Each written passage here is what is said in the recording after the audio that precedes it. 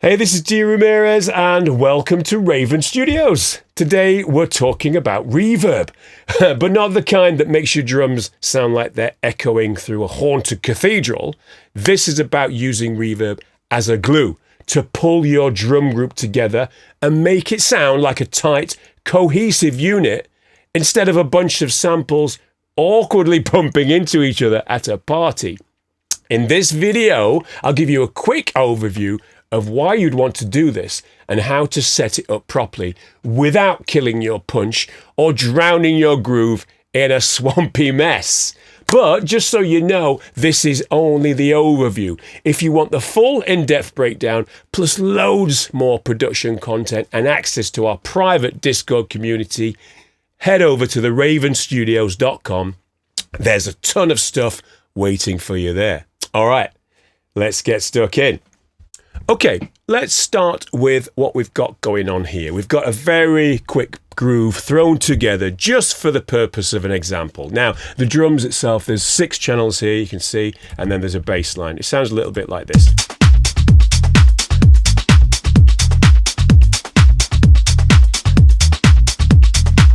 Okay, just a really sort of bumpy, groovy, housey groove. Okay, so what I want to do is I want to put some reverb on these drums. Now, Dean, you say, well, they sound okay. Why do you want to do that? Well, there's a reason for it. And the reason is sometimes when you use samples, separate samples from separate spaces or places or sample libraries, they can sound like they've been recorded in different spaces. And what you get is this lack of cohesion. If you've got, say, for instance, a kick drum that's been sampled in one room and then a snare drum that's been sampled in another space, like a cathedral or something, you put them together and that's 2 spaces that don't belong with each other. Now, the analogy of this is when I think of this, I think of a drummer playing a full drum kit in a room. The reason why it sounds so cohesive and together because it's in the room. You've not only got the sound of the drum kit itself, but you've actually got the room sound that's imparted onto every single sound. So what that does, it makes it sound like it's in the same space, which it is. It's in the same room. And what that does, it automatically or subconsciously tricks the brain into thinking it's in the same space. And we're so used to hearing this growing up. I go way back, of course, and I'm so used to hearing this particular sound of a drummer in a room that now when I don't hear it, something subconsciously sounds off to me. Okay, and it's lacking that cohesion. Have you ever tried putting drum samples together and it just doesn't work? You put a clap and a kick together and something simple that should work. It just doesn't sound right. Well, this really helps to glue your sort of samples together and put them into that one space, giving you the sound of the virtual drummer in the virtual room. Now, for this, we want to use a send effect because we're going to use one reverb. We're not going to use individual reverbs on each channel. That would defeat the object. The whole point of this is that we're going to use this drum verb here. I've even named it drum verb. Okay, so let's set this up. The send effect means that we can then send all of these. You can see there, you can use this send there to send to it. So let me just show you what I mean by that. If I set this drum groove, I'll take the bass off for now. I'm going to send the drum groove to the full reverb.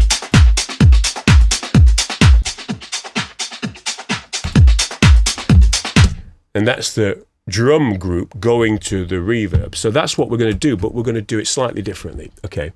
Now, what I've also done, you know here that I've got a drum bus. And what I've simply done here, if I erase this, I'm going to start again from scratch. I'm going to create a new channel. And this channel here, I'm going to call it drum bus, funnily enough. And I'm going to say, oh, it's not in capitals. It's got to be in capitals. The OCD kicked right in there. And what I'm going to do is I'm going to send this drum group to my drum bus like that. So now if I press the mute button on Ableton, it should disappear. Oh, I've got to set the input then. There.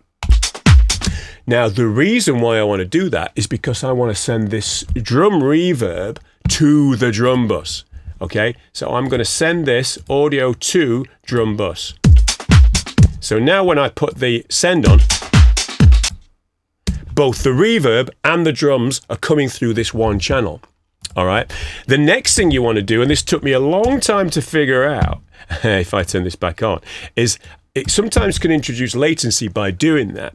So what you want to do here is you go to, on the drum bus, you go to the send itself and you disable the send like that.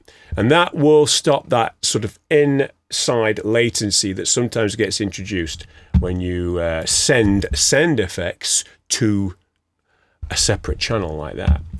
Okay, so now that should negate any chance of latency happening. If that isn't on, it might not do it because I think it may be fixed. Let me just go enable send.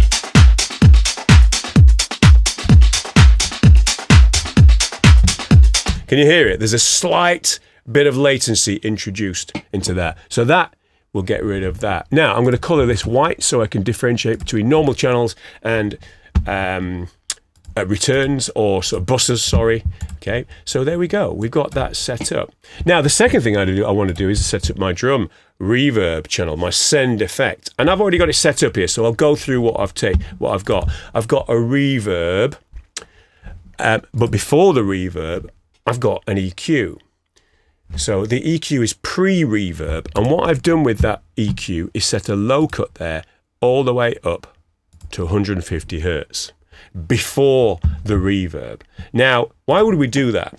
Well, you imagine if we send our drum group to this reverb, you're going to send all of the bass frequencies as well, which will potentially muddy up the reverb. So that negates the muddiness that will go to the reverb. Okay, that gets rid of that. Now, this I use on every single send effect, be it an EQ, be it not an EQ, be it a reverb, be it a delay, be it a chorus, be whatever. I would always have a EQ pre the effect itself, purely for that reason, just to take out those muddy frequencies. Of course, there are exceptions to that, but generally, as a general rule. You'll also see over here that I've got another, after the reverb, I'm going to take these off for now, after the reverb, I have got another EQ. And we'll come to that in a minute once we start to set it all up. So let's talk about different reverbs. Now, the Ableton reverb, I actually really love it. And the reason why is because it's just built in such a nice way. It's not CPU heavy. It's efficient on your CPU. You can use loads of them in a project. And it actually sounds okay. It's not the most high fidelity reverb. It sounds quite nice. I like it. It seems to sort of fit and gel within the mix. However, the reverb of choice in this particular instance for drums, for me, is the Valhalla Room. Okay, let's take a look at it. Valhalla Room is, the reason why I like this one, it's cheap. It's £50, $50, whatever it is in other currencies. Cheap. So it's not and it's based on the lexicon algorithms. Now, why is that a big thing? Well, lexicon reverbs have been used since the 80s or late 70s even. And so we are so used to hearing the sound of lexicon that it's become almost ingrained in our psyche. And these emulate the lexicon algorithms really well, to a point where it's almost like a familiar sound that we're so used to hearing. Okay, so that's why I like the Valhalla Room. You'll note here how I've set it up is I've got it on full 100% mix. If it's not 100% mix, you'll have some of the dry signal coming through, which will increase the level of the drums. The dry signal is always taken care of, 100% mix. You'll see I've got a pre-delay of 1 millisecond. Now, that 1 millisecond for me is enough just to differentiate between the actual transient of the drum hit and the reverb itself. It's very tiny. Now, I want to talk about decay time, and let me show you what I mean. If I go here to the full drum groove, I'm going to turn it on full so you can hear it. It's going to be very exaggerated. Now, decay time, it defaults with a decay time of 2 seconds, which sounds like this. Now, that is that swampy mess that we're talking of, which we don't want. Who wants their drums to sound like that? That is not the point of this. The point of this exercise is to create glue and cohesion. That is not glue and cohesion. That is a swampy mess. So how do we get around that? Well, let's start with a very, very short decay time. And we'll go...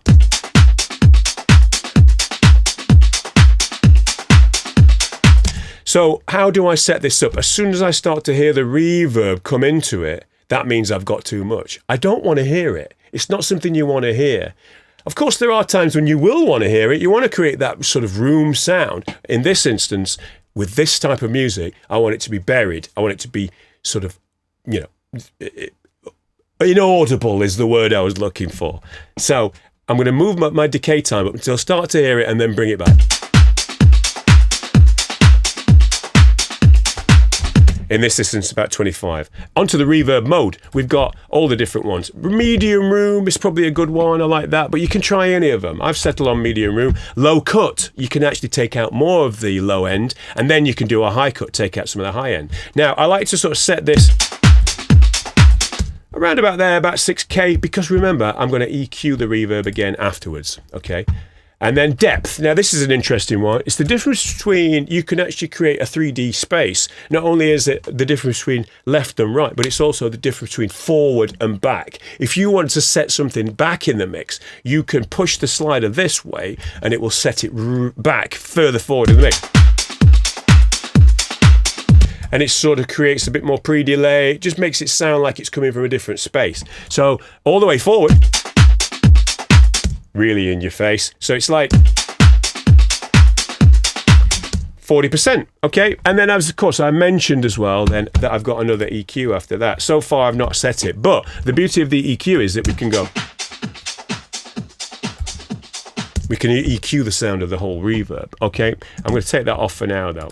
So let's get into using the reverb. As a quick sort of summary of what we've got here, we've got a drum group, and then we've sent that drum group to a drum bus, which is another channel there, okay, to the drum bus. We've also sent the drum verb to the drum bus, but we've disabled the send to negate the possibility of any latency being introduced. Okay, so let's get into adding drums.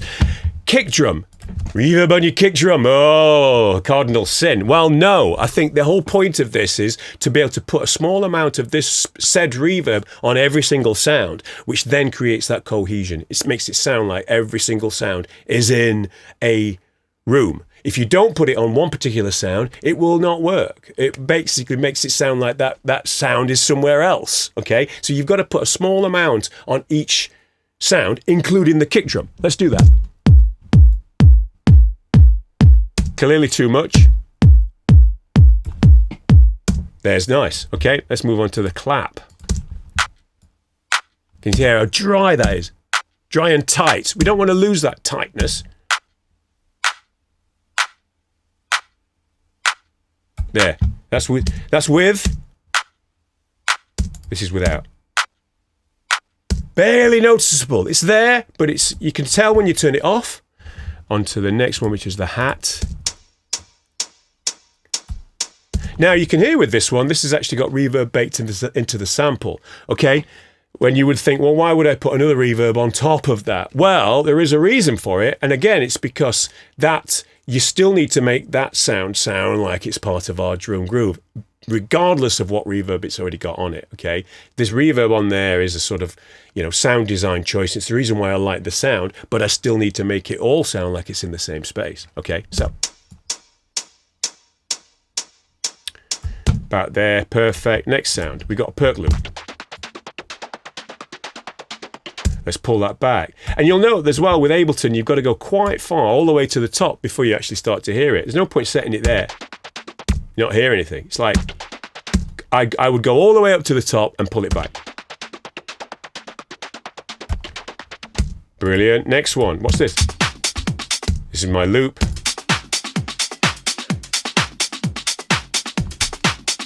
Brilliant. And then we've got a breakbeat. Now, this is a perfect example of a loop that's actually got reverb baked in. Let's take a listen. An actual big reverb itself. Again. So adding that reverb is not very audible, but again, the point is that we're gluing everything together.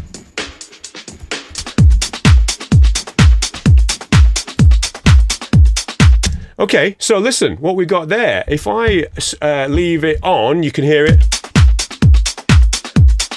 Take it off. It's super subtle. Hopefully the YouTube compression lets it come through. But that's the point. You should be able to hear, when I take it off, it just goes a little bit dry and sort of loses that sense of cohesion.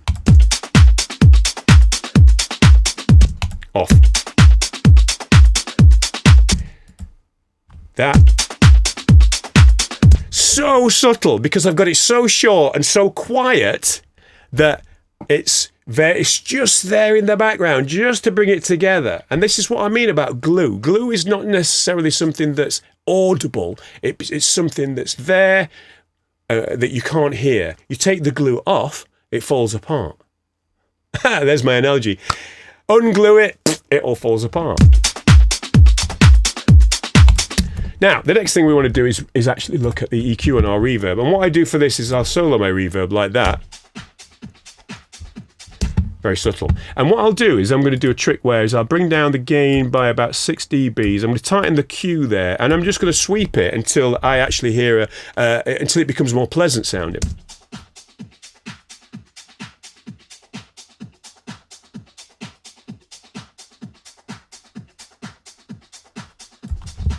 That's nice. We can also take some of the top end off there with a high cut. Nice. Now, the next thing you'll see here, I've got a saturator set up, and I've used a bit warmer preset, one of my favorite presets, go-to preset. So you can add some saturation. Now, you'll note that I've brought the level of it down. That's helping sort of saturate the reverb. And then also, as well, I've got the wider plugin here by Polyverse. Now, this is a free plugin. Go to Polyverse, enter your email, get a free plugin. It's brilliant. And you can widen it. Now, what we do here is we listen to it in the mix.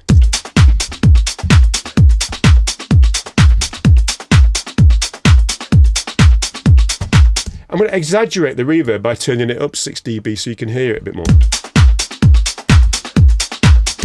Now, that sounds great and all, but conversely, you can do the opposite. We can bring the actual stereo field of the reverb in somewhat, which can sound like this. So normally,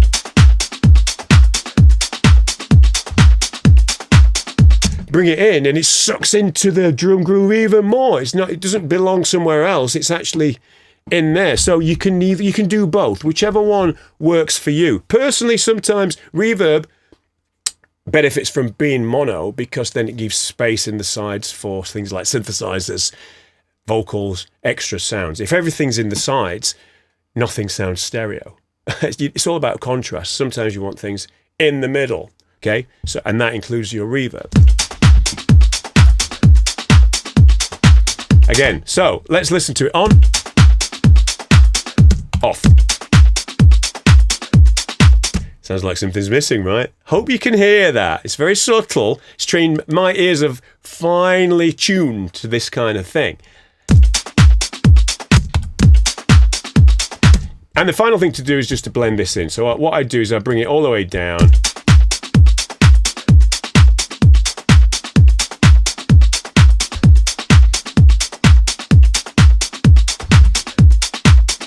Nice. And then with the bass line and the breakbeat.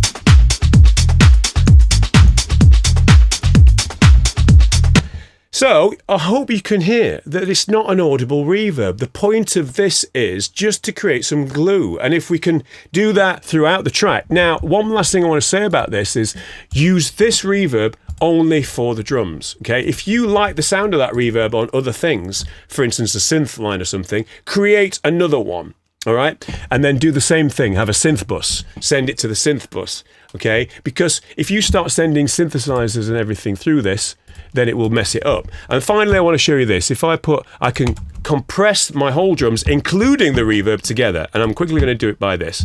I'm going to turn the sidechain filter on, set it to 100. So I'm not going to compress the kick drum. I'm going to set the slowest attack, the fastest release, slowest attack. So I'm going to let the transients through. And then I'm just going to bring down the threshold. Bring up the makeup gain to compensate. So what that's doing is compressing not just the drum groove, but the actual reverb with the drums. It's a bit like recording your drummer in your drum room and then compressing the overall drum group, including the reverb.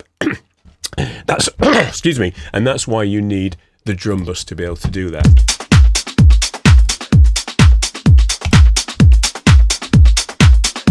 So there you go, okay? Hopefully you've learnt something from that. It's how I like to use reverb in this instance. Now, there's nothing to stop you using a bigger reverb on individual channels, but I would still add this same, I call it the glue verb or the drum verb there. So if you do want a big reverb on a sound every now and then, go ahead. No means nothing stopping you from doing that, but still apply that. Okay, I hope that gave you some ideas. As I say, it's a quick overview. If you want the full thing, please head over to theravenstudios.com and you'll see lots of content on there. All right, see you in the next video.